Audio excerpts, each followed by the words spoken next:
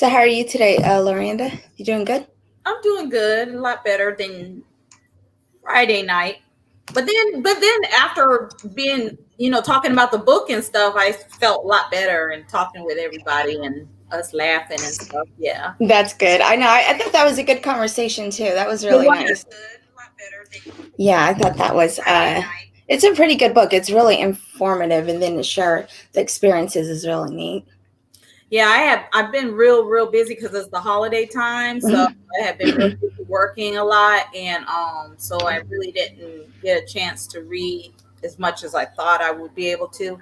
But I'll read it. But when we talk about it, you guys kind of catch us up. That's what I was gonna. Yeah, that's what I was gonna say. It's almost like it's a few things that we define, and then that they talked about, like the enthusiasms, and then everyone has their experiences from there, and that's basically what the reading is all about. Yeah. So, hey, Michelle and Danielle. Hey, Danon. Oh, okay. Michelle and Hey, Michelle and Danielle. I'm going to go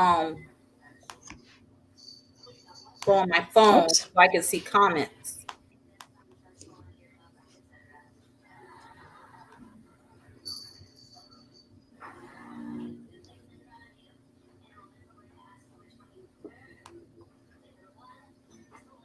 Okay.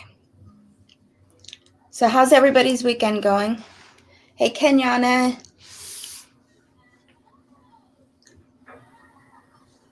Hey, Kenyana. Give me a minute to finish welcoming people in, and I wanted to talk to you about. I think you brought it up 2 Sundays ago about Daniel's IQ testing. Just remind me.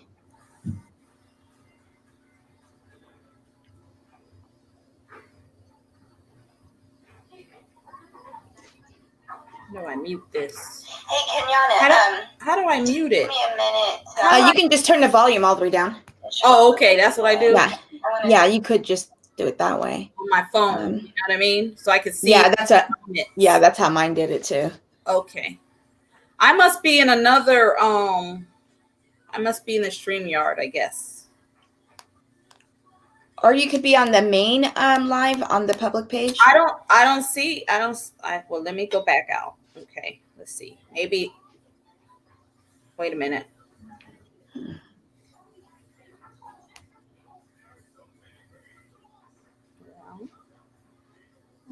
Let me. Evening, kids. Hello, ladies. I haven't been on in a while. Hope all is well. Hey, Monique. Hey, Monique. Who was that in between here? And I can't see. I only can do. Wait a minute.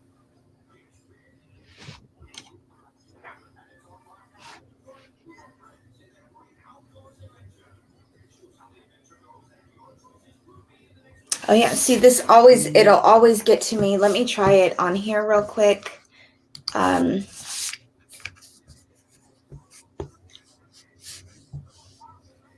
I can't get on the other one. The one on the public page? Yeah, on my phone. It has it there. The alert is there, but when I click on it, usually it'll pop up, but it's not popping up. I wonder what's going on there. Let me see if I can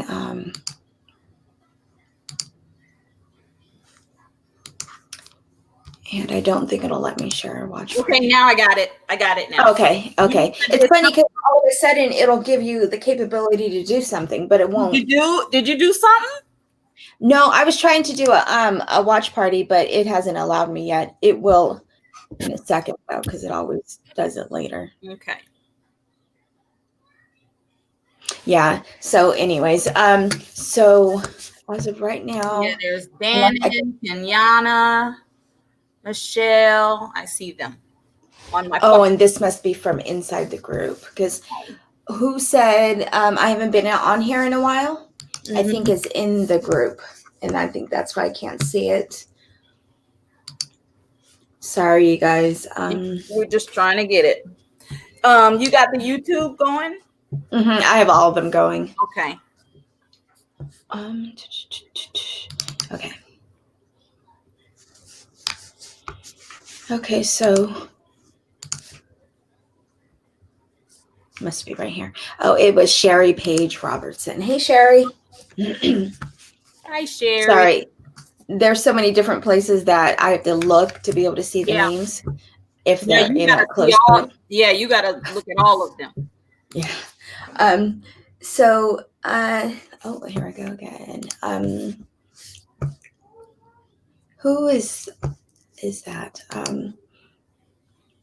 Someone says, hello, Linda and Lorienda. Hey, Colleen. Hi. Hi, Colleen.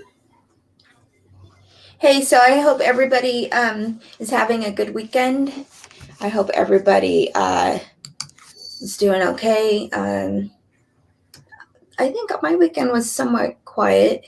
I don't remember anything, so I don't remember anything drastic or dramatic, so that's good. It was a little relaxing, I think. I don't remember. Yeah. I got my workout in this morning. If I don't get it in the morning, it's gonna be a bad day. So yesterday was a slump of a day. So I do. That's why I barely remembered the weekend. Yesterday I was dragging all day. So today I got my workout in. Feel much better. That's good. I had a good weekend, I guess, too. It was quiet, just relaxing. That's the good thing, huh? When you don't remember too much, then you're like, oh, it must have been good. I must have did all right. Yeah, so that's good. And then I'm excited, too, because I'm off this week. So yeah, I was thinking about that, too. I was like, man, I have Monday and Tuesday. I was like, Lorienda already. It was Friday night I was thinking. I think I thought it again yesterday. And I was like, man, and it was bad because I have to wait Saturday, Sunday, then work Monday, Tuesday, and then have the days off. Yeah. So, yeah, so I hope everyone had a relaxing weekend. What was that? Michelle said you need 10 screens. Yeah, I do. I need them all, like, instead of having it click all over. Yeah, that's what I need to do. So Were you address Kenyana about something? Okay. Yeah, that's what I was going to do. So, Kenyana, you were talking about his IQ test, his IQ testing, pointing out, I think you said a developmental delay, and maybe you said a global delay, but I don't remember for sure. If you could refresh my memory on that. That's good. His behavior is good this weekend, Daniel. Yeah. I thought that was Charles. Okay, that's Charles. He said, hey, Linda and Lorienda, because he said Cindy is good this week. Oh. Cindy is yeah, I think. Where's he at? Yeah, I think that's him. I think in the StreamYard it just says Facebook user, but I'm pretty sure that's Charles. Okay. And Jackie says hello, and Diana says hi. Hello. Hi, guys. Hey, Jackie and Diana. How are you guys?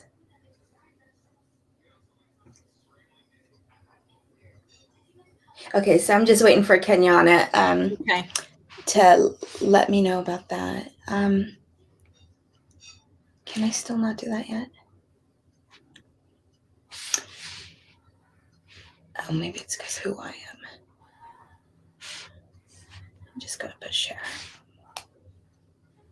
So they took global developmental delay away and added intellectual developmental disorder because his IQ is 48. Now, remember when I spoke to you about that and I said IQ isn't the best way to test somebody who's on the spectrum? Because even if you were to go online and do a shortened version of an IQ test online, you would see the language it uses and the thinking, the way that you would probably understand it. So if you were to do that, you could look at how Daniel thinks and then look at the way that you think, and you can understand how the logic works with you and probably why it doesn't work with Daniel, because the way of thinking is different. And we know that learning and different is different on the spectrum. Yeah. So the IQ test isn't the best test to test them with. And this is what I was talking about 2 weeks ago. And so I remember when Emily was getting tested in kindergarten and first grade, and the psychologist went to go test her, and there was a battery of tests. When he got to the IQ test, he stopped. He asked the teacher, "Is this student part African American?" And they said, "Yeah, her mom is." And then so he couldn't run the test. In California, it is not, you are not allowed to run an IQ test on somebody who's African American. And this is because back in the day, they had deemed somebody special needs or developmental delay with an IQ test. But the IQ test wasn't conducive for him. So NAACP went in and because the language that IQ tests use isn't across the board everybody's language. So it was kind of, yeah, so it's kind of, so it's kind of biased. And that was just speaking of language. So if you think about it, sometimes, so like say, for example, the simple words is supper and dinner. And then some places supper means dinner. Some places supper means second dinner or second lunch, or, vice versa. They have shopping cart, they have buggy. Depending on where you are and how you talk, those things could mean different things. Like a scarf. My dad would call it a muffler, and it's called a muffler in some places. But if I was to see that on an IQ test, somebody say muffler, I would think, are they talking about a muffler, or are they talking about a scarf? A muffler.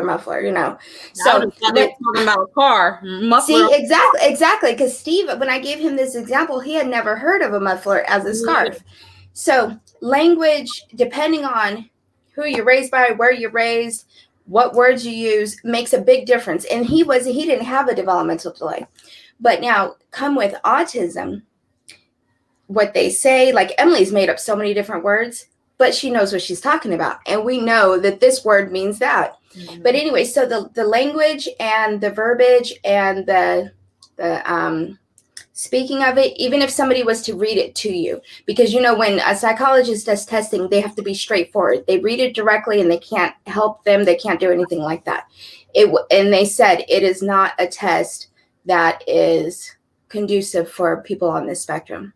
So Linda, but how does that apply to, because you said earlier, to African Americans? So how did he happen to? That sounds kind of a little discriminating, a little bit. See, so what happened was he happened to be African American, right? And they deemed developmentally delayed, right, by the IQ test. But the IQ test wasn't written in a non-biased format where everybody could understand it. Now, I don't know where in California this took place, but it was in a time and place where it was written with language that he wasn't used to in his home or in his community. So but the NAACP, they didn't have a standard like test for everybody, or no? They had one test for everybody. They didn't have it. Say like maybe if you spoke Spanish, then you would have your test. You would have it in Spanish. If you spoke English, it was that standard test. It was no variation. It was no variation by locale as far as California. Well, because like Ebonics even came out of I believe out of Oakland, but I'm not sure, Oakland, California. But so a lot of things the language was difficult for him. So, like you get a lot of accommodations. Was he so he was African American. Was he in a like Caucasian town or more? Was it like, understanding? And that's the thing. The test was written in, I don't want to say per se, but it was written in more of a Caucasian format that he could not understand and he could not relate. So he was diagnosed as developmentally delayed, and he was put into those programs. But it's an example where it wasn't written in the language he understood and that he knew. And that's the same part that it comes to play when they say IQ tests are not the best at reading autism. So when you're asking an autistic child and you're reading exactly off of the page and you go to an IQ test and you look at it, you can understand why somebody on the spectrum is not going to be the best fit for an IQ test. I agree. I totally agree with that. And it was just a fluke. Yeah, it was just a fluke not a fluke, but that was the first part where they started to realize that IQ tests don't go across the board. So either it could be a language barrier, it could be that part was, I guess you could almost say, culturally, like socially. Spanish, like Spanish language. There's different, not culture, but different Spanish sayings in different, like I know, like a dialect. Yeah, the dialect. Yes, I know Mexicans. I know Puerto Ricans. I know Spaniards. I know different types of Spanish. What is it? Spanish culture, I guess. Culture, heritage, heritage, right? And they all speak Spanish, but they all have different dialects. Yeah, exactly. And I guess the word, should be ethnicities. Yeah. Ethnicity. Ethnicities. Yeah. So like El Salvadoran. Yeah. I mean, in every, Portuguese. So they all come from the Spanish language, but they do have their own dialects where they do vary. Yeah, you're right. So I was that. And that's the same thing, I guess you could say. Right. I was thinking like maybe if it was a Spanish autistic child or individual, and depending on where his ethnicity or her ethnicity was, it would make a difference, on the testing and everything. So I do agree. I don't think the IQ, I totally agree about IQ, testing and autism because because I would even say if they could transfer it, like say test them with there's a few different tests, and I can't think of them right now, but if they were to test them and have this score and translate the score to an IQ score, I think that would be okay. But to test them straight up with an IQ test is ridiculous. I mean, it just doesn't make sense to me. It doesn't give them, I think, an accurate reading. Yeah. And I remembered that right after I got off that night, went off the live, and then I thought, that's right, they were going to test Emily. And then when I looked at it too, I was like, no, I don't think that's it. Because I was a little bit upset anyways that they were going to test her with an IQ test. Yeah. So Diana asked a question. Does anyone have problems with their kids when they go to sleep? My son is having sleep problems. Oh, yeah. It depends. Does he still go through sleep problems? Lorienda? My son? Oh, yeah. Does he? Yes. I'm trying to figure out what is different on the times but it's hard. I can't figure it out. It just. Does he go like a spell of difficult sleeping? Yeah. Like he'll go like days or a week or so or something. He'll go like a whole week or so or 2 weeks. And then he starts getting anxious and then he starts getting upset and he's like, I'm never going to go to sleep. And, oh boy, it's crazy. Yeah, that I suffered from insomnia a few years ago. It was really bad. Did you? Yeah, it's just. I do suffer it. Oh, so you still? I still got it. When I'm really under stress, really bad, like if I got deadlines and stuff I gotta do, just like a lot of stuff going on in my head, I could be up like 48, 2 days, 3 days straight. It starts wearing on you though, huh? Yeah. Like mentally, where you get moody and you want to cry and you're laughing for no reason and you just, Yeah, that used to be the worst for me was after about the 2-day mark. Yeah, but then once I go, I crash. Did you crash really bad? Yeah, and I play catch up. Yeah, that's the best. The best thing about it is that you do catch up finally. Yes. But nothing else can be planned or need to happen, or appointments or anything, because you will not get up. No. Yeah, because when time comes and you crash, you're gone. Yeah. And it's terrible when you can't sleep. It don't matter what you do, candles, lavender scent. I mean, whatever. I mean, I try everything. I walk around, I meditate. I don't know. I just do all kinds of stuff. And it, exercise. Mm-hmm. And it seems like the more you try, the more Yes. further it like is running like 5 steps Yes. ahead of you the whole time. Yeah. Until it's just time. Yeah. But these babies, when they can't sleep, they don't understand. You know what I mean? And they're just like, ah. So Diana, how old is your child, or how old is your son? And do you use melatonin, or have you tried anything supplemental? I know many of us have tried melatonin. I know that some doctors recommend it.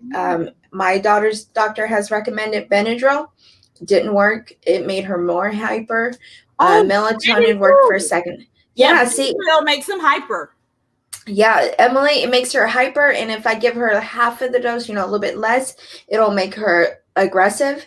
So it's all energy for her. It doesn't make her tired.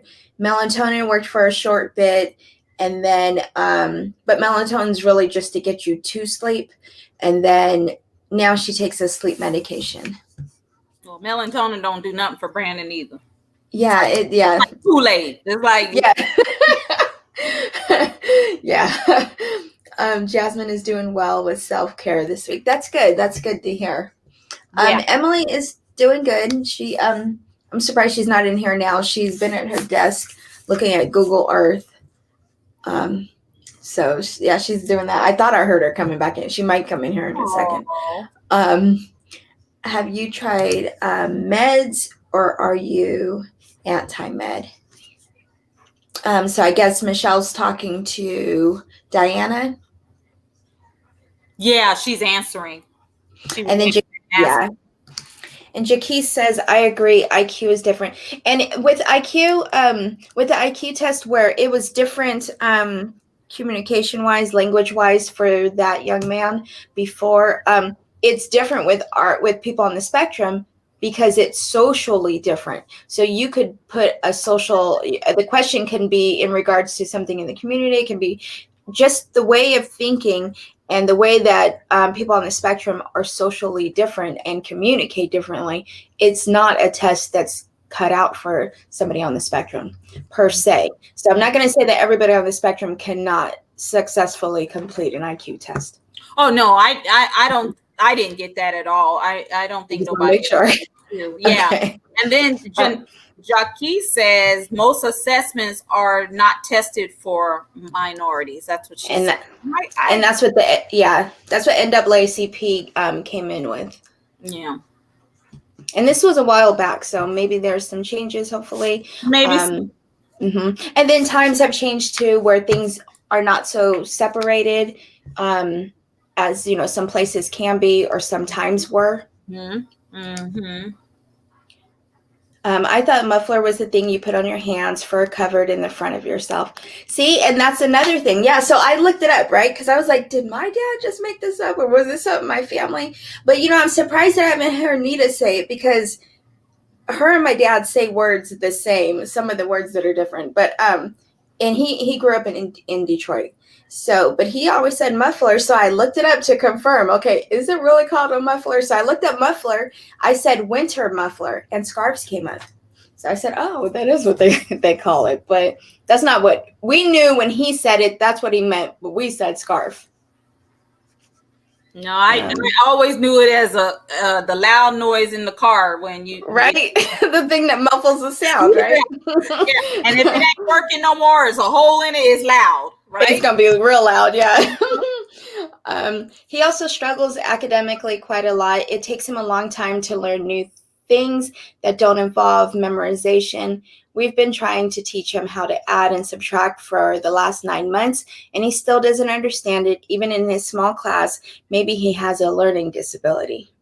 Is he in an academic program or a life skills program, or is he in general education? Because there comes a point in time when they will decide that if he's not in an academic program, they're going to teach him life skills. And lots of times those life skill programs will include a calculator and not manual math. So there'll be a point in time when they're going to start giving him other ways to do his math. Mm-hmm. But she said maybe he has a learning disability. Mm-hmm. Yeah, and that's that yet, or I thought he was diagnosed, but she said that. Well, she said 2 weeks ago he was diagnosed. He had a global delay, but then now she said they took away the global delay, and then I think he was 48 on an IQ test. But I don't know if he actually had it. I thought he had a diagnosis for autism. I mean, way back when we first met her. Let's see what she says on that. I have heard the word muffler used to mean a type of scarf, but that was a long, long time ago. Yeah, and this must be Charles.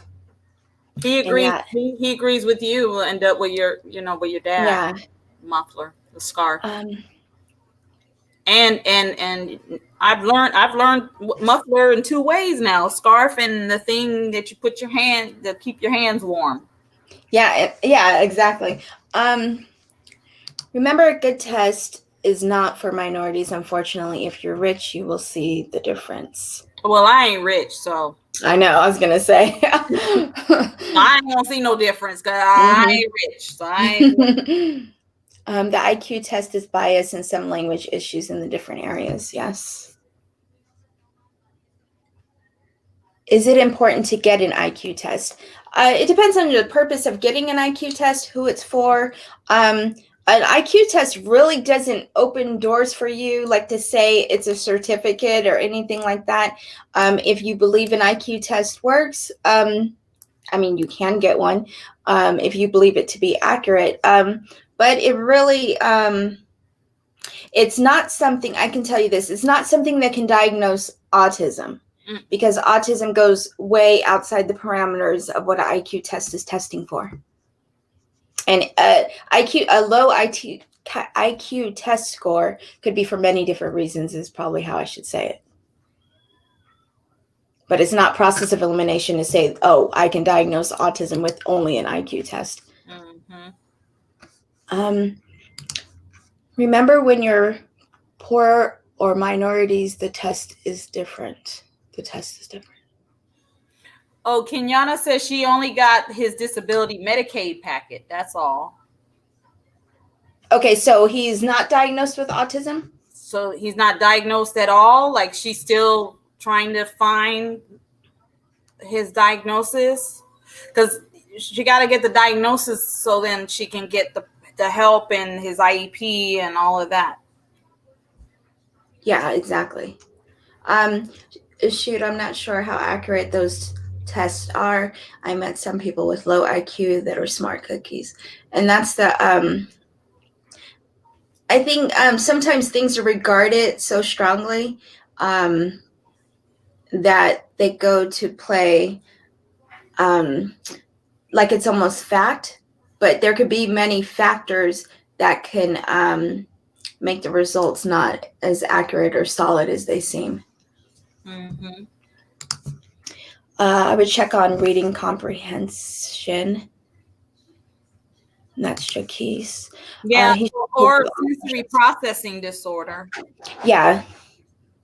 And then too, another thing is how are they gauging that he's okay? So say with the reading comprehension, how are they gauging him, whether he's understanding it, or is he to read it and then understand it, or are they asking him questions? And then too, how can he respond? So there's different things with autism that play a part in that. The way he's understanding the questions being asked of him, or is he not understanding the questions? Is he not understanding the story? Or can he not communicate his answers? So those are 3 different issues right there that autism can affect 1, 2, or all 3 of those things. But she's saying he's struggling with all his subjects. Yeah, so she said they need to help her find how to get how to help him learn. Everybody and learns different.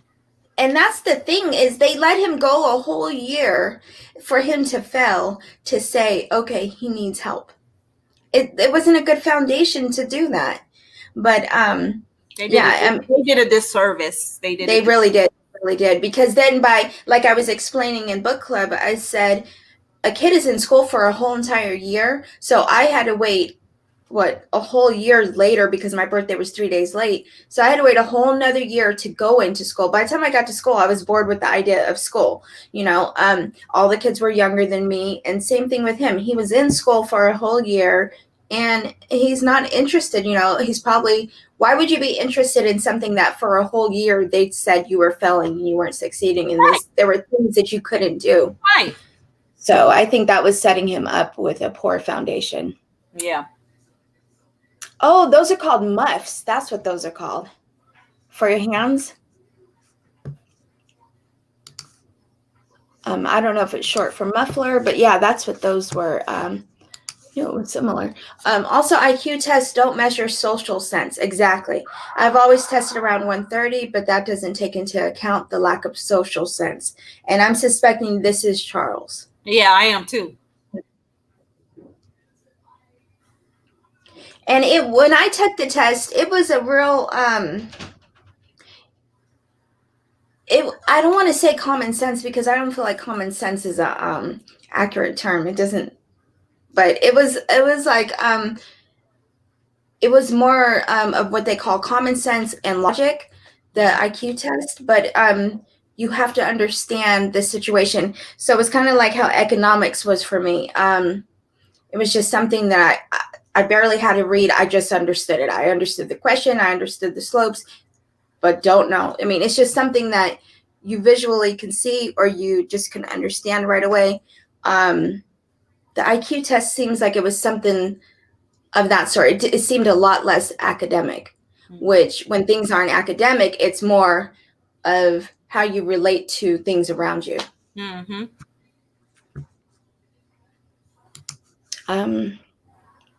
It's like giving an SAT test to a sixth grader. I think it's just because if I took that a long time ago, I would have thought I wouldn't have knew a lot of those things. And then, I was just kind of, just doing it, and I scored very, very high on it. But like I said, it wasn't really academic to me. It wasn't something that I would base intelligence on to say that this person is intelligent or this person isn't. Mm-hmm. I don't know. It just seemed really random things to me. Yeah. He is 4, and he doesn't have a specific time and wake up at different times. He can wake up at 4 a.m. and feel sleepy at 1 a.m. Well, so they say, and that's when Emily's was really the worst, when she was in preschool. Because it seemed like until she was 5, the symptoms of autism just kept growing, compounding. And then she missed a lot of preschool because she would stay awake until about 5:30 in the morning. She would fall asleep. She'd need to be up at 7:30 to get ready for school. That wasn't going to happen. That wasn't going to happen. No, but she did that. She just slept sporadically.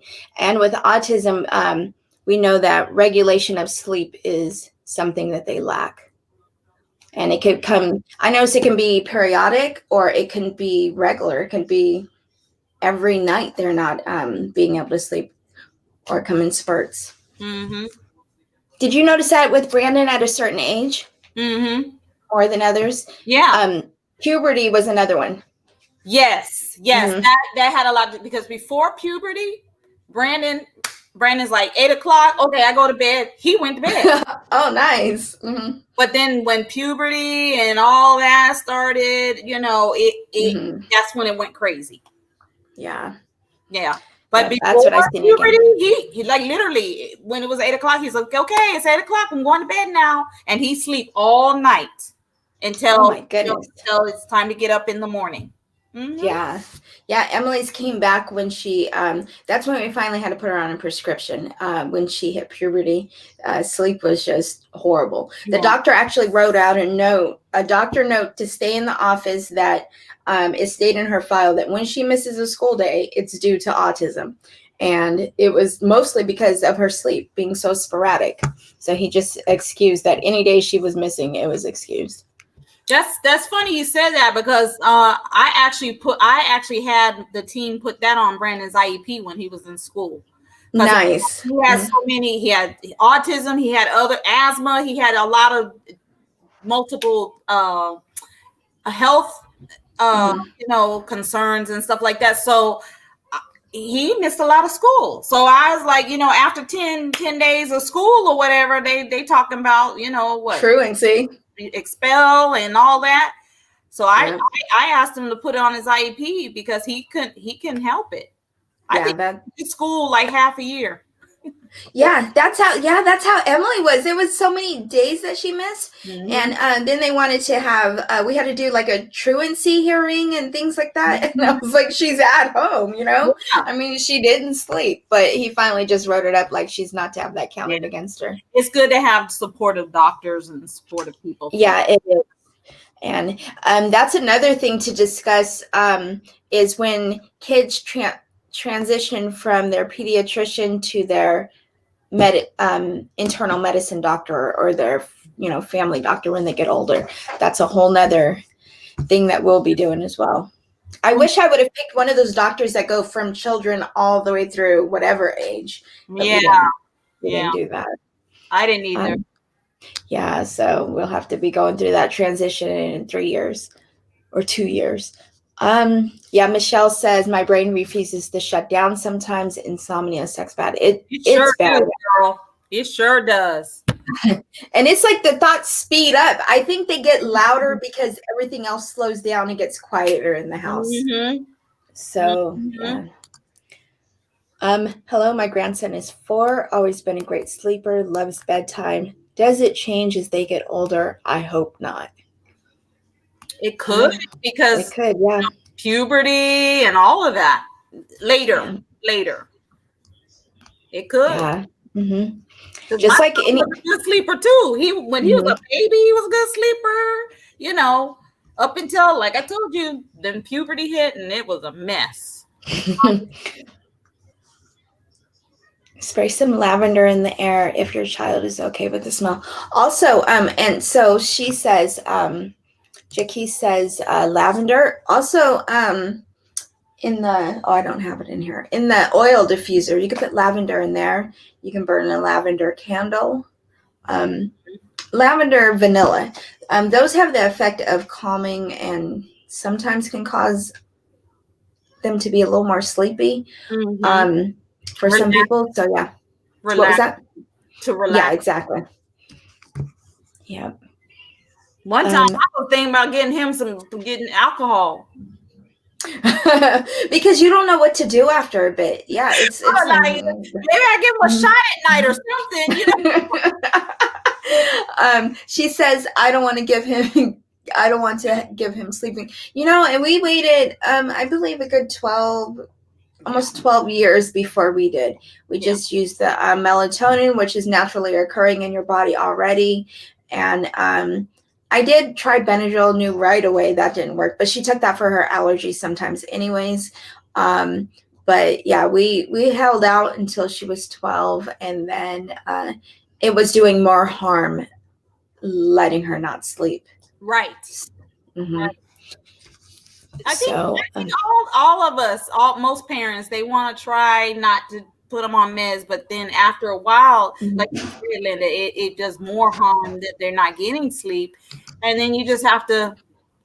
Like I had to get Brandon on sleep medication too. I mean, it's just I held out as long as I could too, but I mean, my baby needs to get some sleep. Exactly, yeah. And you guys, I apologize. Thank you, Lorienda, for filling in for Nita today. And I know everybody knows Lorienda, but if you don't, this is Lorienda, part of the Autism and Us family.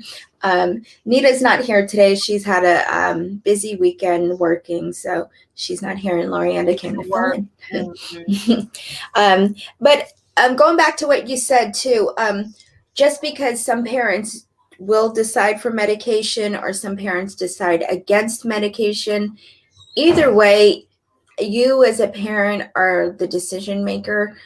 for your situation, and Yep. nobody else knows your journey the same. So I'm not going to sit here and say that this person needs to medicate their child, this person needs Me not either. to. I do not know their journey. I know mine. And to go and say that somebody's being neglectful because they're not using medication, I will not say that. And then on the other hand, I won't agree with people are out seeking medications because they just want to medicate their child. Oh, I don't So agree with there's that either. exactly. So there's extremes, people get to these extreme thoughts, but really only you know your journey and you know your best decision for your child. Right. Yeah, Michelle. He had a bed. He got a bedtime routine. Mm-hmm. It changes. Just depends. And then I was thinking maybe sometimes is it when he's too stimulated on the computer, or is he watching too much cartoons? I don't know. Too much TV. I don't know what it is. I'm trying to figure it all out. And of course, he can't tell me. Yeah, exactly. Yeah. Juliet Cruz says specialist staff said he doesn't need to test for his high school. Oh, okay. That's good. Yeah. Diana says Benadryl. Okay, so she has tried Benadryl. Yeah, I noticed that. I want to say like at least 75% of parents have pointed out that Benadryl has not worked for their child on the spectrum. Mm-hmm. It makes them hyper. Which is called a paradoxical side effect. It Yeah. does the opposite of what you think the normal side effects are. It But did now wonders. I could take it, girl, and I pass out. See, I can take it. See, that's normal too. So I could take it, but I won't pass out that day. I'll pass out, be dragging the whole next 2 days. Like I've been like kicking him back. Like, yeah. But that first day I won't even feel it. Okay. Hey, Kate. Hey, Kate. You said it did wonders for her, but I had to take it like, which is a normal, it's a pretty normal dose because they're about 25 milligrams, I think. They are? Are they? Or are they? Yeah, 10? I think you can. I think like if you buy the regular bottle, I think those are 25s. It's right. Like a pink oblong one. Girl. I don't know what the spoonfuls and the liquids are, but yeah. All these medications. I'm right. Confused. So she takes like 50 to 60 milligrams, she said. Mm-hmm. Yeah. And that's what, the doctor told me with Emily. He said, whatever medication, okay, now this is what he told me. I'm not saying that I followed it or anything. He said, whatever the 24-hour dose is, you can take all at one time. Oh, really? And you just don't take more than that in 24 hours. I was too scared to try it. I was like, yeah. He's like you, Linda. I wouldn't. Yeah. So he's like, if she can take 8 teaspoons in 24 hours, you can do it at one time. You just can't give it to her again another 24 hours. I was like, yeah, but he did say it, but you guys, I wouldn't follow it. Listen to your own doctor, your own pediatrician. Absolutely. Absolutely.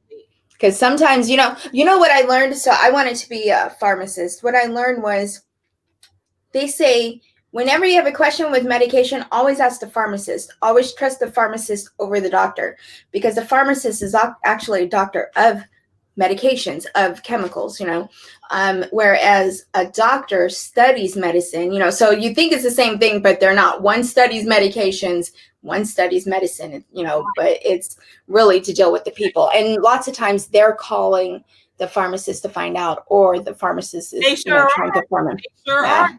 Mm-hmm. They sure are. So always remember, even if your doctor tells you something, get that pharmacy consult. Yep. So Diana says, I'm happy to find, what did she say? Oh, I'm sorry. Here we go. I'm happy to find other mothers and people with the same, we're right there with you, honey. We are. Definitely. We're right there with you.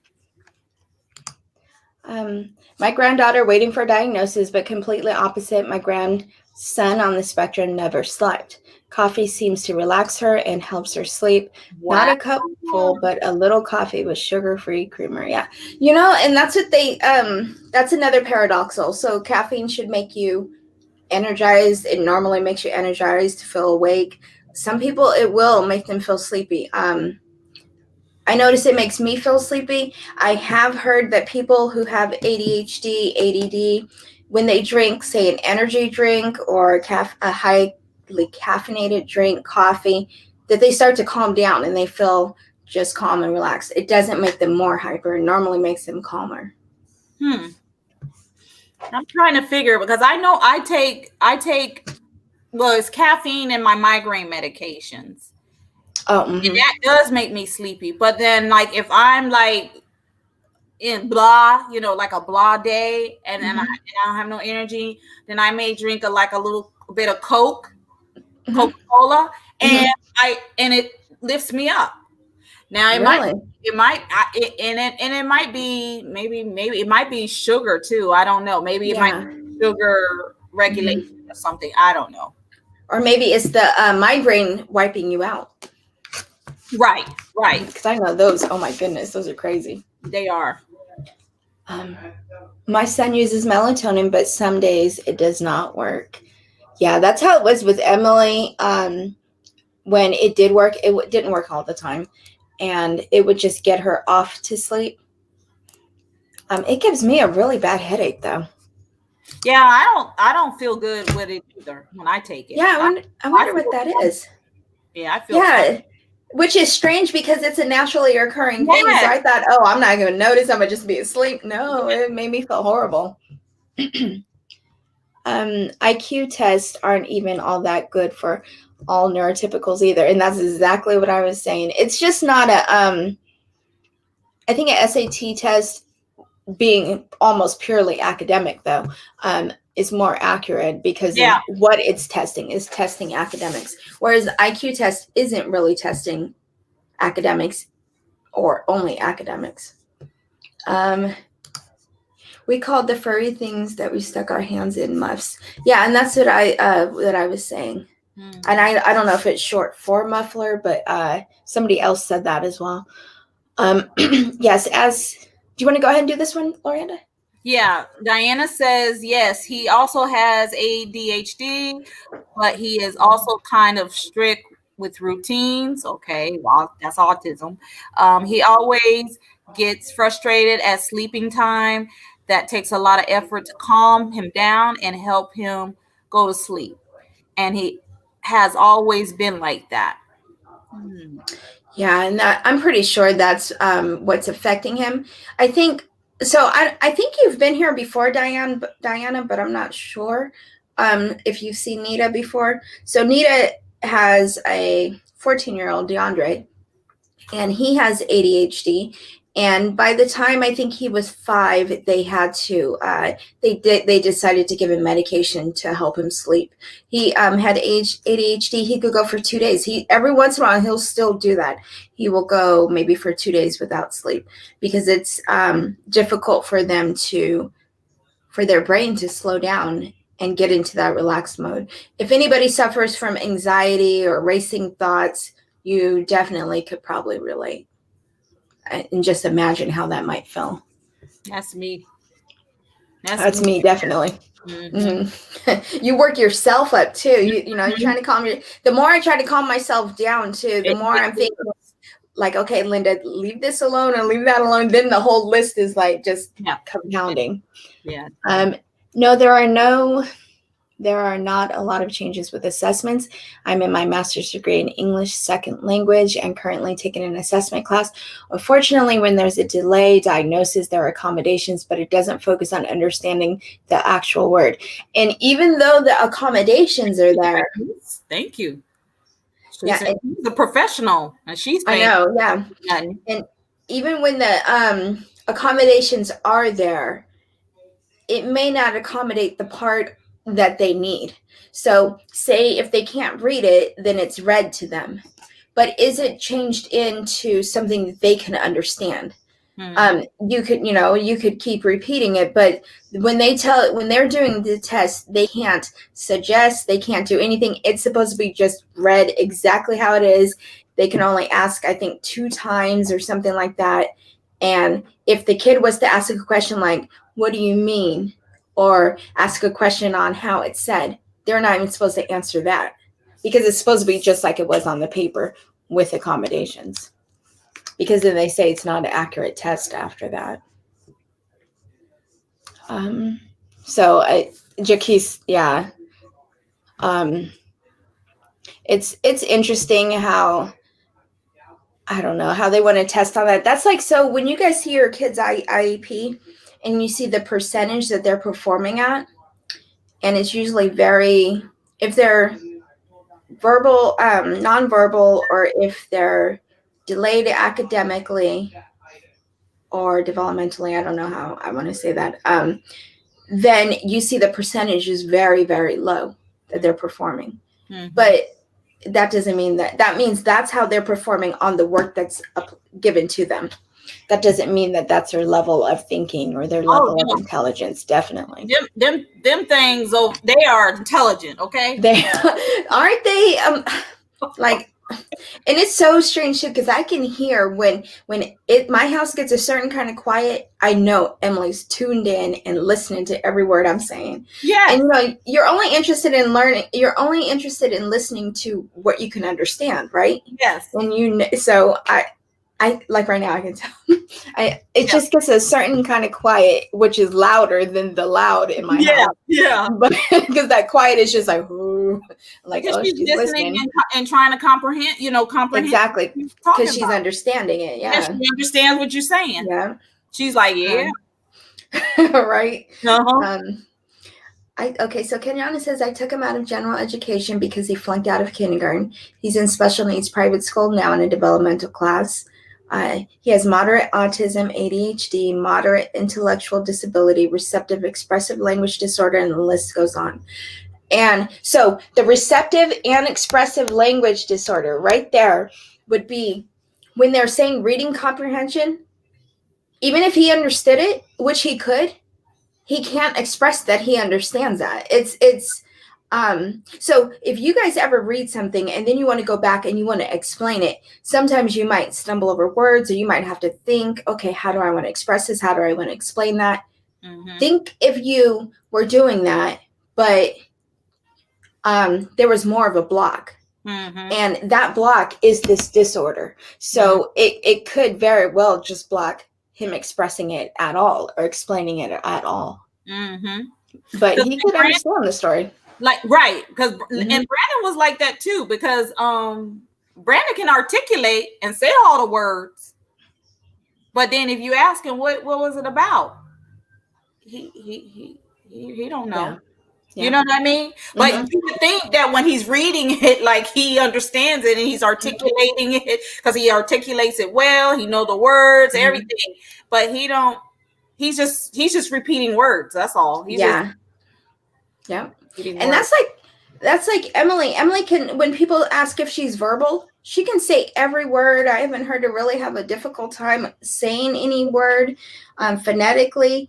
But to ask her a question, she wouldn't be able to answer it conversationally.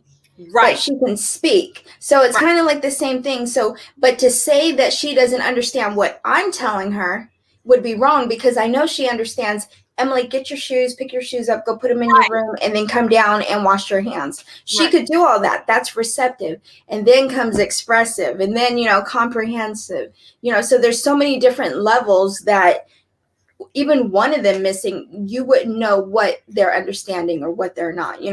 It's just difficult to say. Right. And then she says also too, Kenyana says that he has moderate intellectual disability. So that's going to play a part as well, Yeah. But I wish I was there with her, because I really go in her IEP meetings with her, because I just feel like that they're not really catering to him and meeting him like they need to. She need to go in there. She need to go in there old school. Just be like, look, hold everybody accountable. Look. Yeah. And you have to, there's certain times. So Emily's in 10th grade, Brandon's graduated. So there's times you have to strong arm. I mean, you have to put your foot down. You have to go in there strong and push for what your child needs.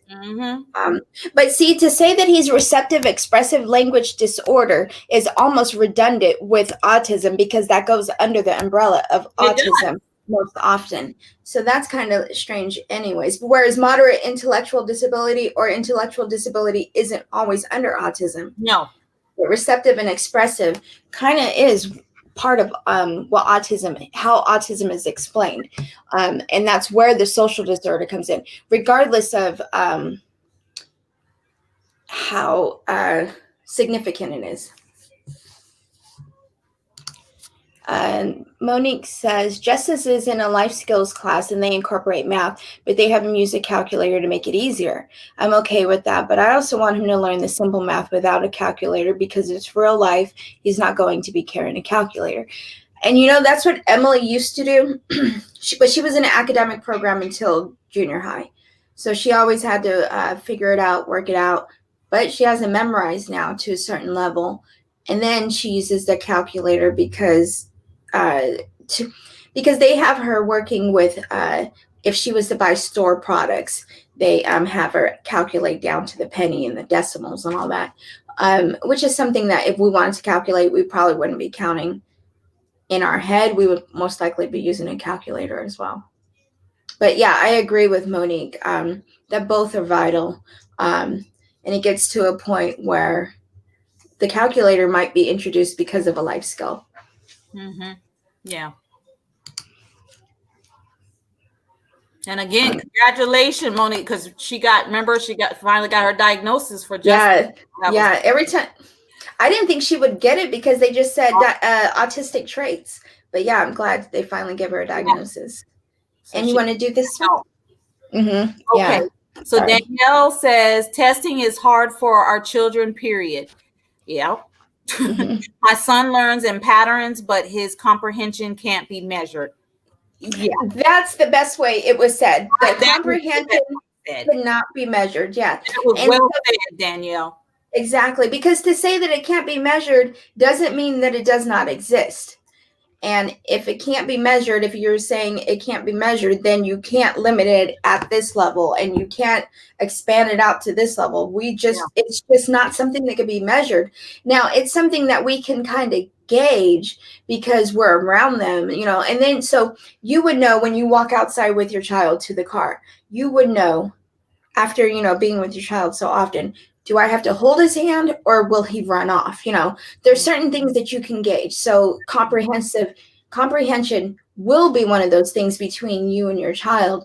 But the problem there is that the school staff, even if they wanted to, even if they're great, they don't have the same time that we have with them to gauge that. But to throw a test in front of them and say that this is their level is unfair. It is. I struggled with testing too. I still do. Yeah, and that's I don't know. I always feel like testing is just not the best. I suffer from test anxiety as well. I do too. I can know the material and everything, and then when I got to go in and take that test, I bomb it. Me too. Nothing. Mm-hmm. Me too. My grandson is 4, diagnosed. His sister is 2, waiting to get evaluated. They're so different. He's more laid back, loves to sleep, likes quiet. My granddaughter is 2, hyper, never stops talking, defiant, will push every button. Everything goes into her mouth. She does not sleep and always seems wound up. Anybody have a girl and boy on the spectrum, but totally different? Wow. Well, I guess there's a couple things in play here. Siblings could be Beth will know, but I don't know if Beth has more than one child of her own, but children can be way different from their siblings. One can be way different from the other. Then you have the boy-girl issue. Then when you have the spectrum, there's really not to say, like the saying goes, you've seen one person with autism, you've seen one person with autism. To say that autism should look exactly the same or that they should look more similar is almost to say that they should have the same personality, because it just doesn't. That's just not the way it is. So whereas some symptoms can be like So if Lorienda and I both suffered from fibromyalgia, we don't have to have all the same symptoms. No. We could both be diagnosed with it and be having totally different things. Maybe she pulled these symptoms and I pulled these symptoms. Same things with autism. That was a great analogy, Linda. Yeah, I don't know.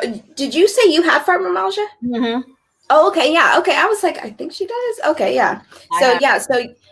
So you can pull certain symptoms, and then certain symptoms of it, and I can have different ones. Doesn't mean either one of us doesn't have fibromyalgia. Right, it's just right. That's how it went. I wish I didn't have it though. Yes, you and me both. That's one thing we share in common. You and me both. Yeah. Is this? Oh, this is Charles, I think. He was born in November. Oh, no, because he was born in... Oh, yeah, he was born in November. He was born in November and was one of the youngest kids in his class. Yeah, because I think it used to be like the beginning of December. If you were born anytime after one of the first few days in December, Yeah, Brandon was like you, Linda. He had to wait. You had to wait. When is his birthday? January. Oh, yeah, Emily too. That's right. Yeah, so, yeah, anytime after December, you're running older than everyone else. Yeah. Yeah. Yeah. I guess it would, yeah, because I was like 3 days after it, and I had to wait the whole... My dad tried to argue, too, like, no, because you don't know. I would have been like your dad, too. I would have been, my daughter, it's only 3. Come on now, bend the road. That's what he said, too. Let me see. Brandon is a whole, like, month, so like Emily, yeah. What is it? January what? He's January 8th, and Emily is January 5th. 5th. Yeah, 3 days. I didn't know it was that close. Yeah, 3 days. That's that close. Yeah, 3. That's funny. Yeah, I didn't know he was that close. Yes. Yeah. And they're a lot alike too. Yeah, they are. That's right. They are. Yeah. The mannerisms and everything. And they're I don't want to be bothered right now. Yeah. I'm doing this. This is my time. Yep. Yeah. Do you want to do this one? Yeah. So Jackie says maybe it is not the right school. Okay, I guess she's responding to Kenyana. Jasmine had the same issue. After enrolling at Acelis Academy, she is on her level and have had only A's and B's. Oh, congratulations, Jasmine. This school is awesome. I have videos of Jasmine on my page at Learning with Jasmine for anyone to see it. Is a virtual homeschool program. Oh, okay. For those who are considering to stay at home with your children. Oh, okay. And another thing too. She's right. Jaquise is right. You have to know what best fits your child and how they learn.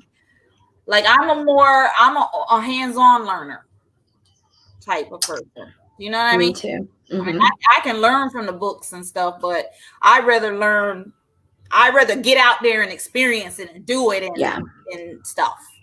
Yeah, exactly. Or if I have like objects or visuals or living the experience, doing things like that, it jumps way. I will remember it a lot. Like the reading, even when I'm reading it, how I remember what I read is where it was in the page, about how far in the book, what the page looked like, which means I'm more visual than understanding these words and just hearing the facts and remembering it like that. It's easier when I remember the whole scene of everything. Like I said, whether it's graphs or visuals for me. Do you think, Linda, I just want to ask you this. Do you think, and all the other parents on here, do you think you might have a touch of autism? Because I do sometimes. I think I do sometimes. Yeah, I think so. I think I would say so. I would say if sometimes I feel like there's certain areas that I get to and I feel like I have a learning disability in certain areas or difficulties. I do feel like that. And then social, sometimes I just feel like my brain is really cluttered. Yeah. And I think we all that's why I was asking that on Friday at book club, that some of the tendencies I see in Emily are same as me, but heightened to like a I mean, exponentially stronger. Yeah. Oh, and the thing is too, what Jaquise said about the school, the unfortunate thing is, yes, we want to make sure it's the right school, but on the other hand, what are their options as well? Like I know in my district, you have maybe you have 3 programs. You have the academic, the life skills, and then one that they call county, which is, I can't say that it really focuses on any life skills or academics. So if you were to test into life skills, you have one school that holds that grade. So there's not many options here. If and then comes homeschool program that she's talking about. If the parents have the option to do that, that would be something to look into. Unfortunately, not everyone has the option to do that. But we always try to do what we know would fit best. Mm-hmm. I know when Brandon was in school, he did his best in school when he was part of the life skills, the community based program. That's when I don't know. I'm sure some of you guys saw me post on Friday a picture of my son working at Burlington, and that was part of the program, the life skills program. So he loved it. But now Yeah. if it was going to school and working, doing math and English and all that stuff, he was like, Yeah, it was Emily was in an academic program until junior high. Then when they started talking about maybe she should be in the life skills starting in junior high, and I remember I cried for a while, like, school is for academics. And to me, it felt like they were saying she was in a lower program. But it's not a lower program, a higher program. It's Emily's program. It's where she needs to be. This is what, and everybody's going to live life, so everyone needs life skills. So I was dreading it. She got into it, and I wish that they would have started her in the program. But I would have been wondering the whole time, how well would she have done an academic program? But I wish we would have started a lot sooner in the life skills program. Mm-hmm. And it was where Emily needs to be. And Brandon actually, it seemed like Brandon learned more and learned better that way than, academically. So, yeah, I agree with that. I think because what she was learning. So if they were reading a story and it was about the community or was about something that she could relate to, it wasn't a story where you had to pick up, something that you would only capture in a book, or read in a story. Mm-hmm. It was really dealing with things that she could relate to. Mm-hmm. That was a lot more understanding. She had a lot more understanding for that. Like, it seemed like she didn't understand the other things, how they related to her. Mm-hmm. Mm-hmm. Very informative. Many of the things spoke on are continuous battle parents of children living with challenges of autism. Mm-hmm. Unfortunately, but the good thing is that we all understand, we can all relate to maybe different levels, but we can mostly relate. There's not many other places you can go and say the same thing and hear the same things. And we're in this together, all of us. We are. Yep.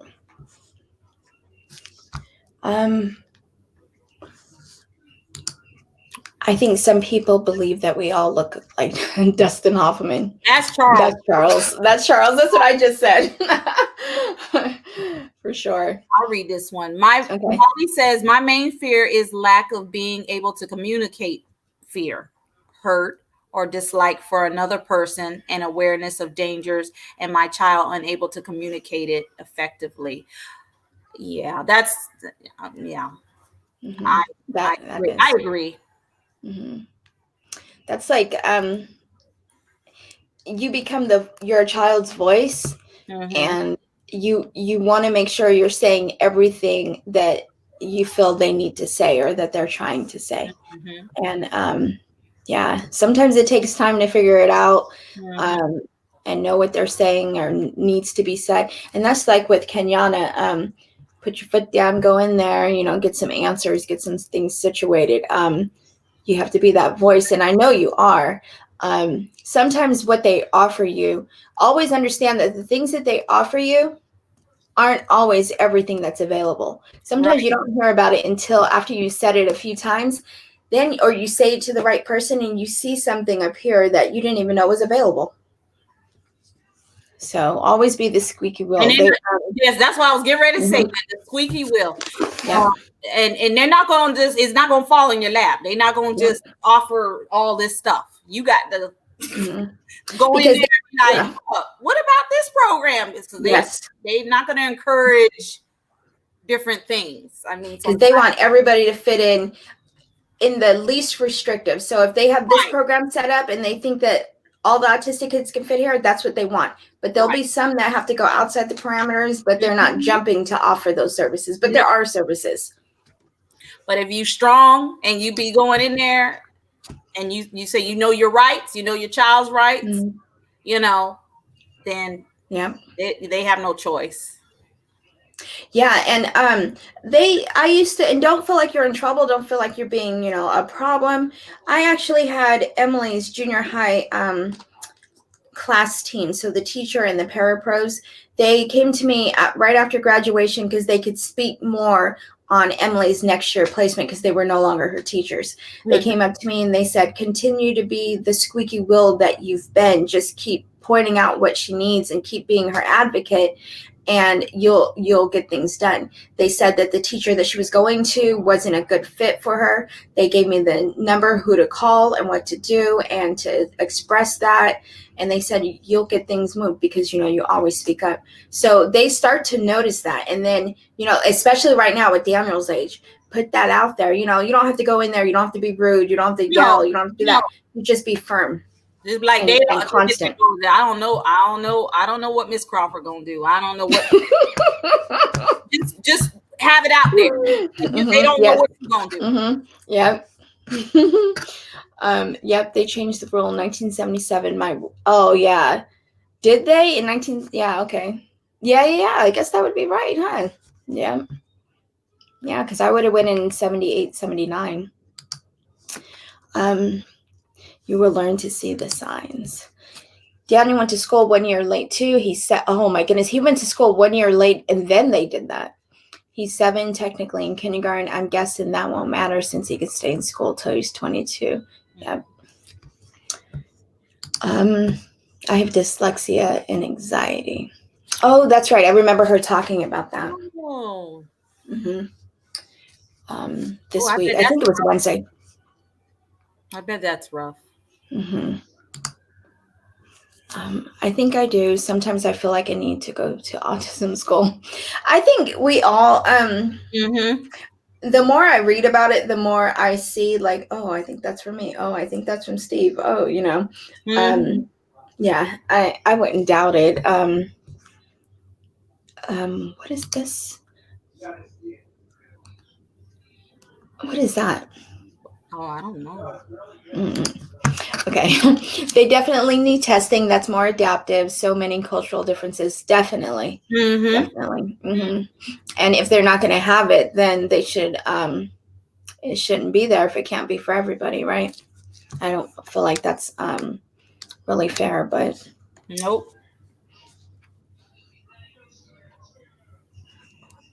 Okay. Back to here. Okay, I can't. Looking back on my childhood and habits, I think I definitely had learning disability or maybe on the spectrum. My husband definitely is. He is a math whiz and can run businesses so well. He makes it look simple. Oh yeah. I can see that. Yeah. And I think people always say that everybody has some traits of being on the spectrum. I don't know how true that is, but I can't say that anyone close to me doesn't have any of the traits of the spectrum. I see at least one thing here or there with even my other kids.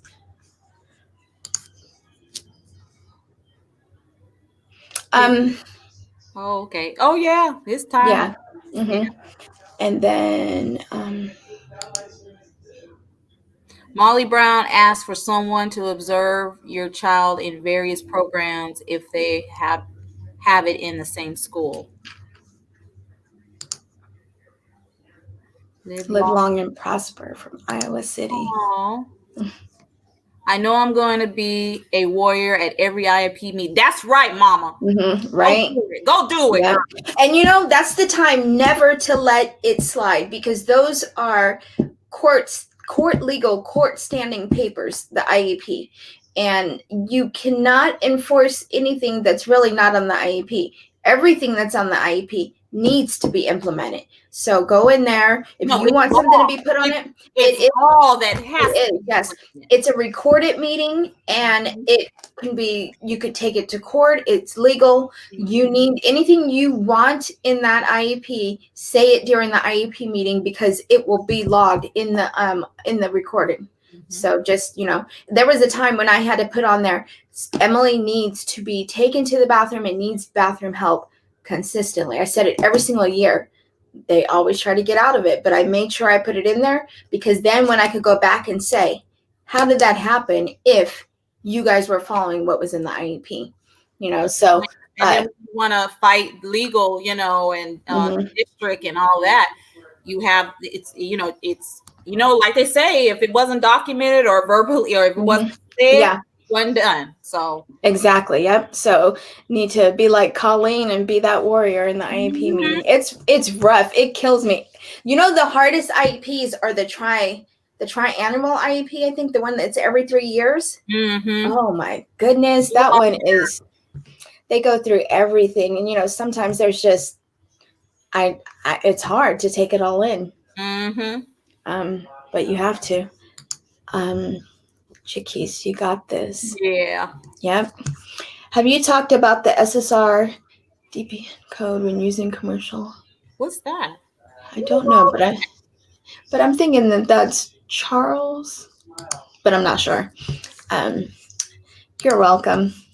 I firmly agree that it's infinitely more common for people to have autistic traits, just one's ability to function successfully in spite of having those characteristics. And I guess it would be how many of those characteristics would probably affect the functioning successfully or not.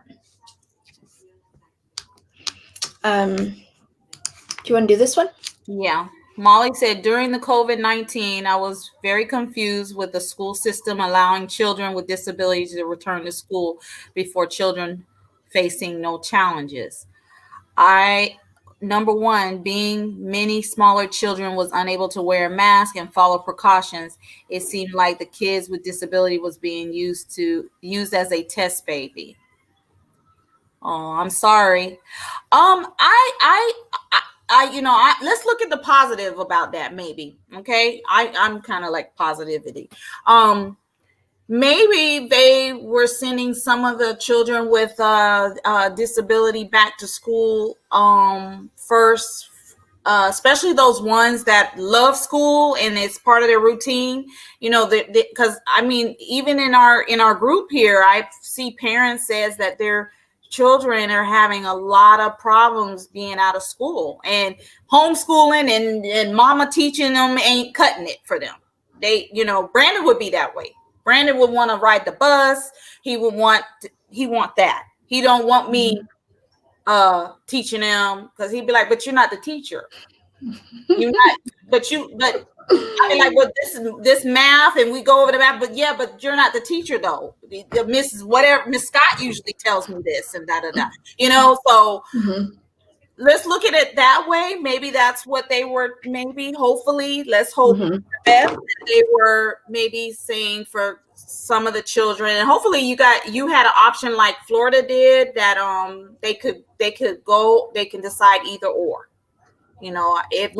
Now, if they were just sending everybody, if they were just sending all, you didn't have no choice, they were just sending them all there, then maybe I might be with you on that one. That they might be testing them, or they want them to catch the COVID or something.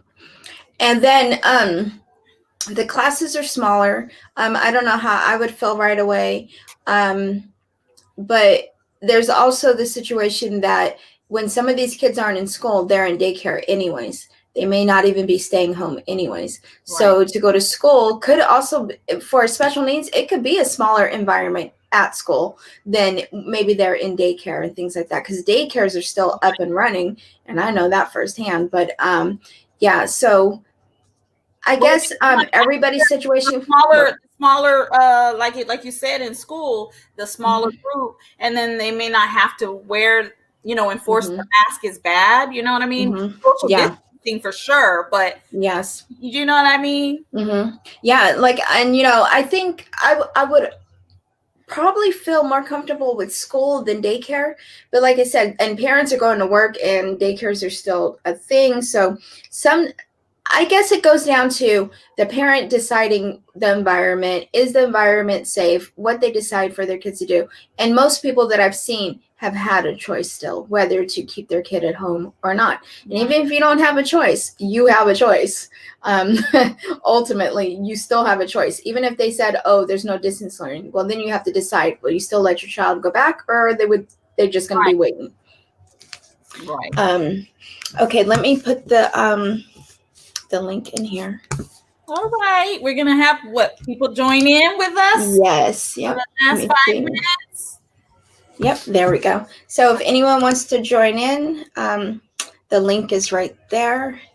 And again, we thank Lorienda for filling in. She's always so nice on here. I like that. I like you have so much information too. I mean, Nita does too.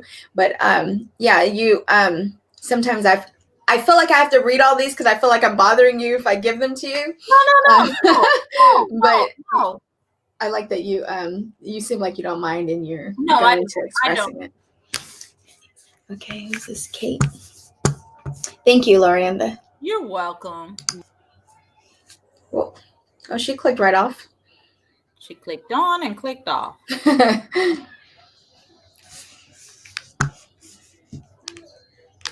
Is there any more? Oh yeah, there is. Huh? I know Kate and Charles should be coming on, and the usual. I haven't seen what's her name. What's her name? Oh, is it Paulette?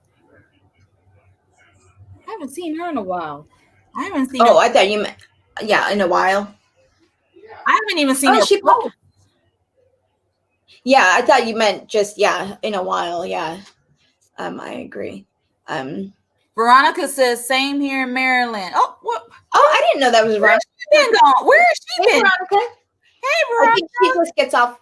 Oh wait, no, she worked yesterday. Oh, she had that party to go to today. Okay, she said same here in Maryland. We had a choice if we wanted to send them or not. Eddie stayed home with me, and 3 other classmates stayed home with their parents as well. Okay. Yeah, I think most people had choices. Hey, Kate.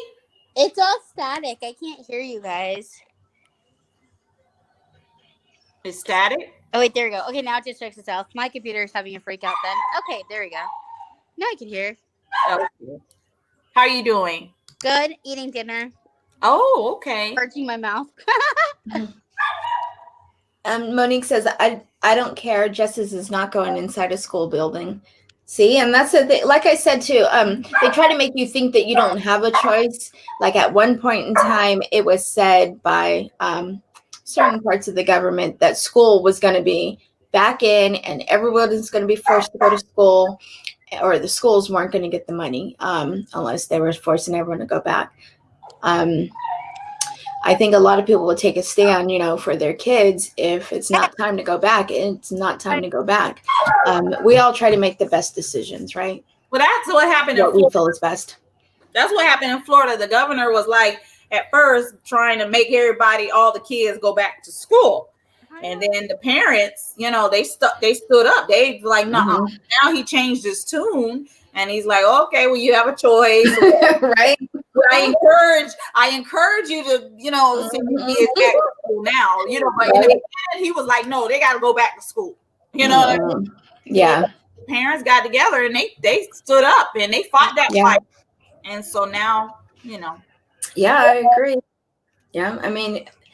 Yeah, it's just because Steve asked, well, what if they make all the kids go back and we don't feel comfortable? She won't be going back then. If we don't, I'm not saying that I won't or that I will or when it's time and all that, but if he simply said, and we don't feel comfortable, we don't feel comfortable, she won't be going back Well, until we do. I think, but then I think the advantage for individuals with disability, I think that they can't. I think I'm not really sure, but I think it might be against the law to say they have to go back or whatever. Yeah. You know what I mean? Yeah, I think even their doctors would have medical excuse for them. Right. Immune system, I get sinus infections like a pop of a light on. So going back into this environment, I get sick so easily. I work at a daycare and now I'm doing private nannying instead because I'm like, it was too risky. I was getting sick like every week and I'm like, I'm not taking a chance of getting COVID. So I left and now I'm doing private nannying. Yeah. Michelle says her son's class is only 7 kids and 3 teachers. Wow. It's a good deal. I think Emily's class is a little bit, I think it might have 9 kids. I don't even know if it has 9. It might like be allowed to have 9, but I don't know if it has a full 9. But yeah, that was Brandon's classroom the whole year. Yeah, see, that's a good size because they were even talking about rotating, like where 50% would go on one day and 50% on the other day. So it would be even smaller than that. Mm-hmm. There are many positive attributes of schooling. I'm new to this group. I'm speaking on the challenging things today. Thank you.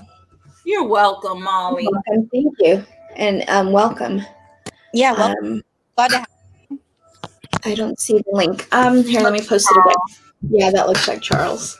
Here you go, Charles. It's right in there now. Oh, you know what, Charles? I think you're in the I think because of where you are. Let me see if I can find you over here.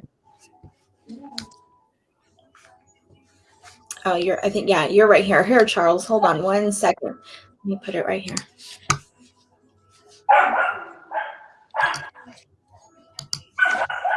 Okay, there you go. You should see it now, Charles. Well, Dannon says, can you post the link, please? And he's in here. The link I just reposted it, Dannon. Okay. Oh yeah, she just got home. Hope you had a good time, Veronica. I suspect they are going to shut the schools down back there soon, but the special needs kids will still be able to go to the building. You know what I thought too? And I don't know how I would feel about this right away. I might be okay with it.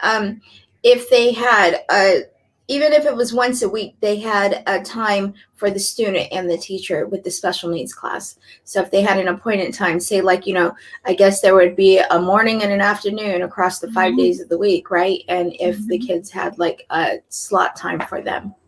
Yeah, I think that would work. But why is it that these people, these big wigs, don't think of this stuff? I have no idea. Private schools opened up and my child went back. Fort Lauderdale lacks programs for young adults. I'm in Florida. SMH, stop judging. If you're scared, don't put it on the rest of us. Shaking my head, stop judging. We don't judge. I don't know. Not a judgmental group. I don't. Opinion out there. If you don't agree with us, agree to disagree and move on. Like you don't need to. But we're not sure, Kate, what this person's saying. Yeah. Stop judging. If you're scared, put it on the rest of them. And okay, so if they're saying that because some of us are still hesitant to send our kids back, then schools are not opening. We're not saying that none of the kids can go to school.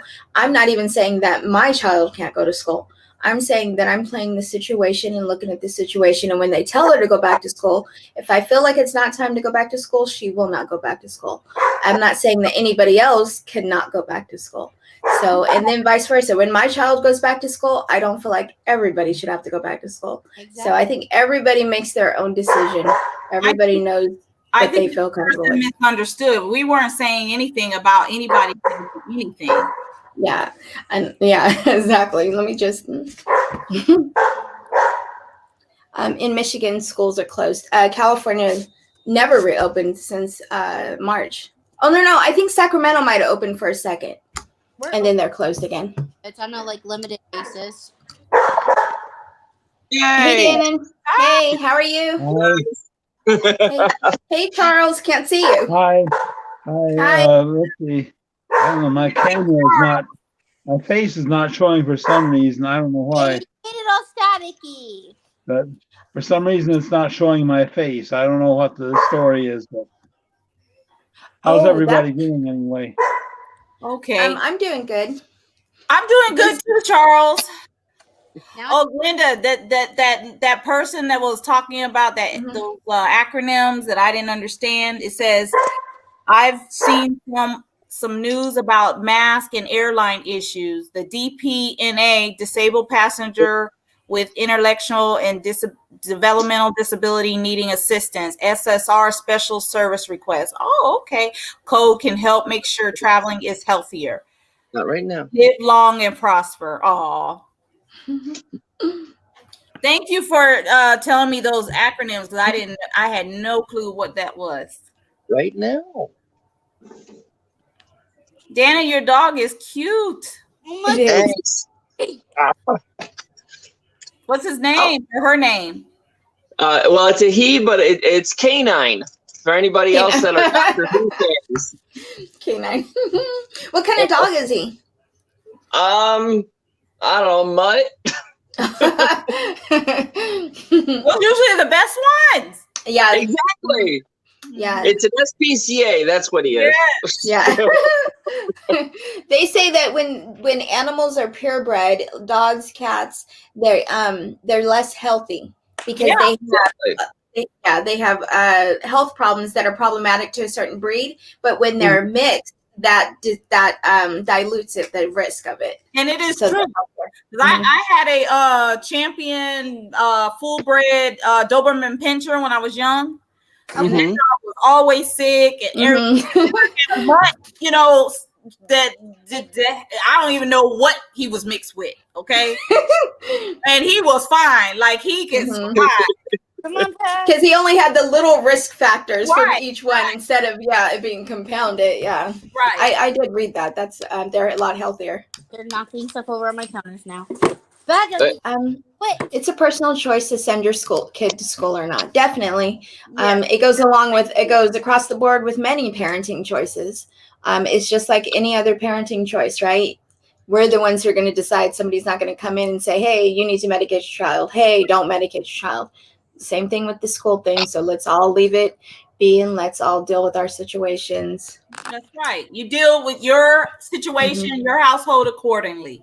Exactly. Amen. And I'm not even asking.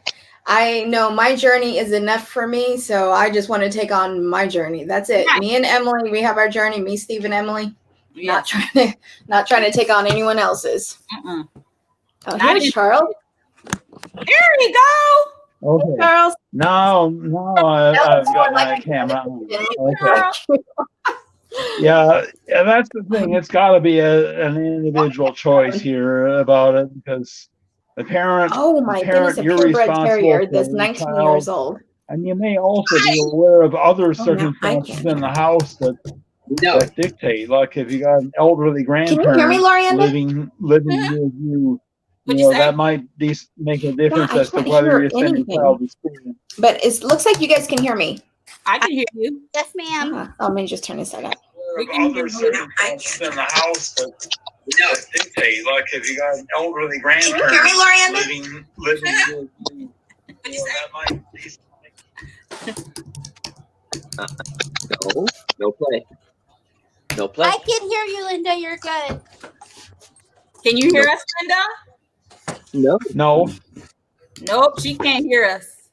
What? It's been working all night. Now they're gonna jinx us again. Oh, now she gone. Now she came back on.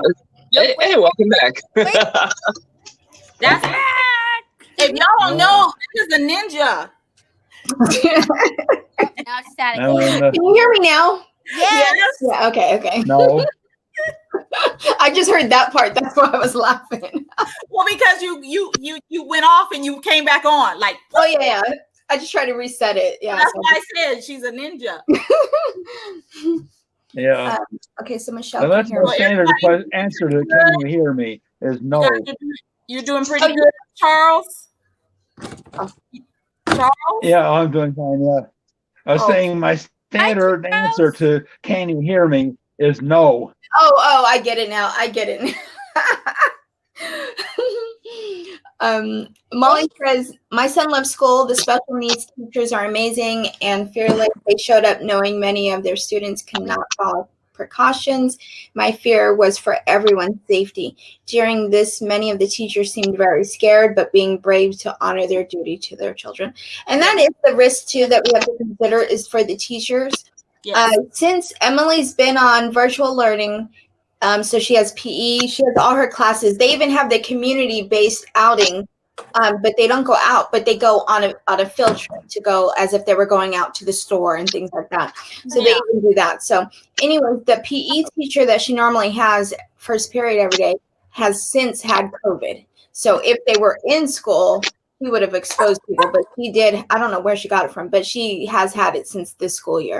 Yeah. So teachers will be exposed and moving on to expose others. So it is a risk that, we still have to consider for them and their families. Yeah, absolutely. But there are some wonderful teachers out there. They're wonderful. And they love our kids. They love, they take care of them just like if it's a child. Exactly. Yeah. Mm-hmm.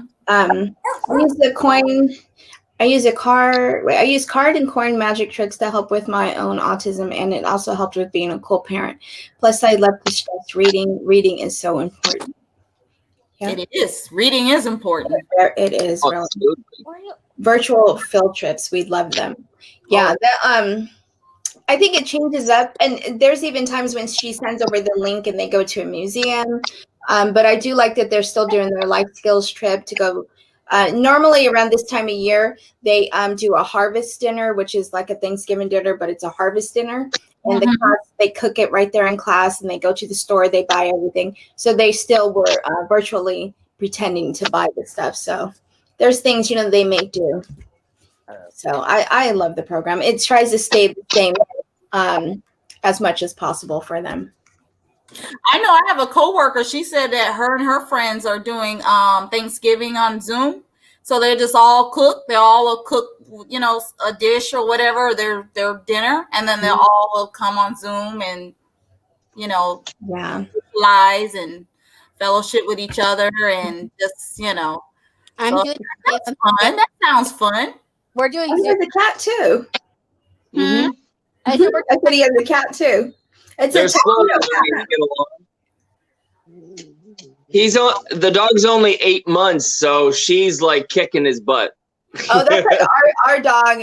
Our dog is like 3 pounds, I think, and then the cats are bigger than the dog. But the dog doesn't even make eye contact. The dog just walks right past him, like the cats don't exist. Like I think she's threatened by the cats. She's pretty. What's her name? This is Katie. Jake. What's her name? What's her name? Katie. Oh, I think it's Kitty. I was like, he had Kitty. I thought he said Kitty too, and I was like, okay. I was like, he was creative. Canine Kitty. Yeah, that's what I thought. I was like, man, he's creative, huh? Yeah. No, she's actually my daughter's cat. What are you doing? He's over here jealous because I'm holding her. Oh, and Kate, what? And your puppy? I have 3. I have Jake. My dog. Okay. Pack, and then I have the little one who's outside playing. That's Oreo. Nice. I have 3 crazies. Well, do you have any pets, Charles? Okay. I'm sorry? Do you have any pets? Come here, Ori. No, Sydney, I don't have any pets. But no. I remember I used to have a cat years ago. I used to have when my daughter was growing up. And I would be petting that cat and telling her what a delicious meal she would make for some hungry dog. And she was purring contented. She loved it. Dorothy, come along. Give me that cat. She would grab the cat away from me. Yeah.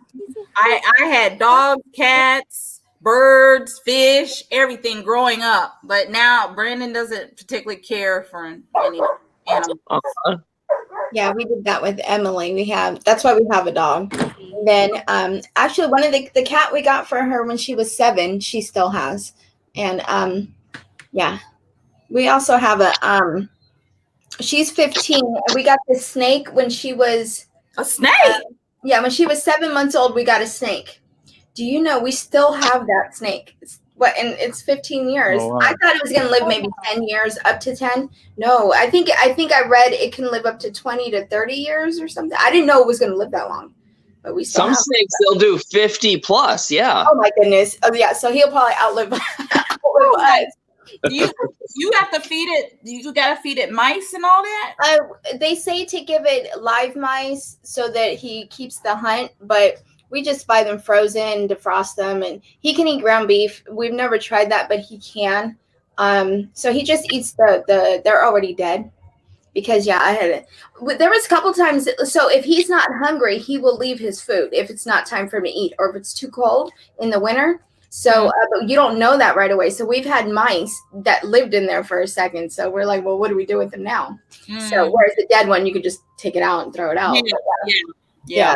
So, but yeah, we've had him for a while. Emily likes him. Yeah, them snakes. I think you're right, Dan. And them snakes live like forever. Yeah. They're just like the macaws, the really big birds. Mm-hmm. Those can do what, like 50, 70 years. It's just crazy. Wow. Oh yeah. Wow. Well, we have 2 mice in our house. One on my computer and one on Cindy's computer. You better get the exterminator. You better get them out of there before they multiply. I had to get him back. My sister has McCall, and he's been with her since she was like 30, 32, and now almost 60. So, oh my God. Wow. Yeah. No, right now. Yeah, I think this is the longest pet that we've had. We had a cat before we had any of our kids, and then when Emily was 2 or 3, we had to put him down. So that was our first baby. But we had him for 14 years, I think. Right, Veronica? Okay, so I want to thank you guys for coming on. Thank you so much, Lorienda. Thank you for this always, Lorienda, for being there and giving your advice and knowledge and experiences. I have fun. It's fun talking with everybody. Yeah, I enjoyed this too. Thank you. And we had a good time at book club on Friday. So Friday, 2 weeks from this last Friday, will be our next one. Oh, Dannon, are you part of the book club? I missed it. Dannon, are you part of the book club? Oh no, I'm sorry, I missed that. No, I don't process the reading very well or quick. I have to read stuff 5 times, which frankly, it's a pain in the butt. Mm-hmm. Hey, yeah, I don't like to feel like I missed a word, a point, or anything. So it takes I'm the same way as Linda. I have to read it. It takes me a long time to read stuff too, because I want to see every word, Mm-hmm. Right. Some people are like, oh, I just skimmed over that. Like, oh, then you didn't read it. Like that's how I am. Kate is already probably on chapter 12 or something. She's done. Yeah. I think she's done. Well, that, and also with me and the reading and whatnot, I'm still trying to learn and everything and how to advocate for myself to try and save my daughter from, was it CPS and family court and all of their idiocy. So that's kind of frying my brain and occupying 90% of my day. Listen, dog, he likes to grab my finger gently, but he'll grab my finger and then pull me because he wants me to go and lay with him in his crate. Yeah, he's being jealous right now. Mm-hmm. Oh, very much so. Yeah. And he's my service dog, so he's with me almost all the time. Okay. He's sweet. He is. Mm-hmm. Well, guys, it's December 4th. That is the 2 Fridays from last Friday. Monique, No. I'll try to figure that out with you. It's in a discussions group, and it's just a room. You just join in the room instead of coming through StreamYard. So it should be just as easy as clicking the button, but I'm not sure if you've seen it yet. And then did someone say book club, comic books count? Actually, the next book that I think we're going to read was look at a fiction book, because a fictional story can, be encouraging as well and see different things. No. I was considering maybe reading Rain Man, but we'll take a vote. We'll put a few books up and we'll vote on what to read. Do they have comic books? Do they have comic books that are that have autism? I don't know. I just figured. But I'd be interested. Yeah, I mean, anything that's autism related. Yeah. I don't know if it's a joke or a real comment, but we will read all types of books, from memoirs, biographies. Yeah. Actually, wasn't there a comic book out there that it was like a superhero thing, but he was autistic or something like that? Oh, I don't know. We'll have to look into that. Let me know if you find that for us, Dannon. Yeah, because I mean, we'll even read. There's a children's book that I wanted to do on a giveaway, but I wanted us to read through that. It'll just be something to read and point out the good points that are good for kids to know, or kids to learn about autism. We'll do more books. Yep. And so that will be for now on Friday nights. That will be every other Friday night, starting December 4th. That works better for me. Yeah, I think Friday is better too because we're going right into the weekend. Yeah. So we are going to finish the book we're in, right? Yeah. Well, you do what you got to do, right, Michelle? Charles, yes, we are. What chapter are you on, Charles? Well, I think the next thing is read 5 and 6. I'm going to read 5 and 6 next. That's what I understand we're supposed to do next. Yeah. We're going to finish Uniquely Human, right? Yeah. Before we go on to anything else. Yes. We're talking about the next one book at a time. Now I only can do one book at a time. Yeah, me too. We're talking about the next book after this. Yeah. Because there are, how many chapters are there in this book?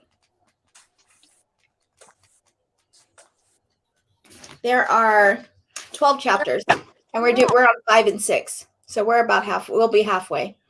Oh, Michelle says she skimmed books. Yeah, I've seen that. Yeah. This is the book we're doing. Yeah. So again, we're discussing chapters 5 and 6, December 4th. Okay. So anybody who could make it, it'd be awesome to have your input on your opinion of the book and your reading, or what you learned, or what you compare it with. So yeah, any kind of discussion. Friday night was good. It was a great discussion. Yeah, I think it was really nice. Friday was a really good discussion. I walked away feeling encouraged. Yeah. Yep. Hey guys. Yes. Remember I was talking about the autistic superhero one? Yeah. I looked it up on Google, and was it a comic book character with autism, a hero with a mathematical mind, autistic and abundance of compassion. Oh yeah, we'll have to look into that. Veronica said there are autism comic books. I forget the name of it. Maybe she's talking about the same thing. That would be fun. And Veronica says it was a fun book club Friday, and Michelle agrees. Yeah, it was really fun. It was really nice. I thought it was really good. So yeah, come and join in if you want in the discussions group. And it's Friday, December 4th, Uniquely Human, chapters 5 and 6 will be next. Okay. So thank you guys so much. Thank you for popping on, and thank you for sharing your information. Everybody in the feed, even, thank you for sharing your experiences, your information, your resources. It's always beneficial for all of us. We're all parents, and we're all going through this. Charles is on the spectrum. I mean, he's a parent as well. So anyways, everybody, and Kate is also on the spectrum, but everybody has some bit of information that helps somebody out, and that's what counts, right? That's what matters. So that's right. Anyways, I hope everybody goes into the week having a good week, a good, safe week, and a good, safe, enjoyable. Hopefully, I think everyone will have many days off this week. Yeah. But be safe and make Happy Thanksgiving. Happy everybody. Oh, Okay. you're out, but we can hear All you. right, see y'all. Okay, everybody, take care and have a good week. See you guys next week. Okay, bye-bye. Bye. Hey, Linda. Okay.